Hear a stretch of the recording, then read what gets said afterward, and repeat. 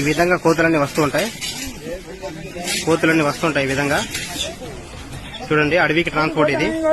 ఊర్లో ఉన్న కోతుల్ని పట్టి అడవిలోకి వదులుతాం. వాటికి ఫుడ్ ఉండేటట్టు అడవి చూసి వదులుతాం. నీళ్లు ఉంటాయి. ఇవన్నీ అడవిలోకి తీసుకెళ్లి ఇప్పుడు వదిలేస్తాం. ఏ రోజున పట్టిన కోతులు ఆ రోజుకే తీసుకెళ్లి వదిలేది మా బాధ్యత. గ్రామ పంచాయతీ వహిస్తుంది ఆ బాధ్యత అంతా. ఇలా బోన్లు ఉంటది, పెద్ద పెద్ద బోన్లు.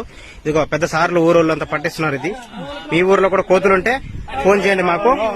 ఇలా లోడ్ ఎక్కించి అడవిలో తీసుకెళ్లి వదిలేది కూడా వీడియో మీకు చూపిస్తాను. Okay sir. చూడండి సార్, ఈ విధంగా కోతులన్నీ అడవిలో వదిలేస్తాం.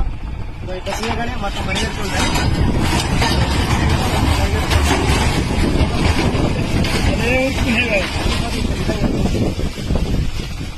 వాటికి ఫుడ్ గిడ్డు పెరుగుతాయి. వాటర్ అన్నీ ఉండవు. చూసుకున్నాం, ఫారెస్ట్ ఏరియా ఇది. ఫారెస్ట్ రోడ్డు కాబట్టి ఫారెస్ట్ ఏరియా వదిలిపెట్టాం. వాటికి ఏ హాని ఉండదు. ఇప్పుడు అడవిలోకి వెళ్లి హ్యాపీగా బతుకుతాయి వాళ్ళు.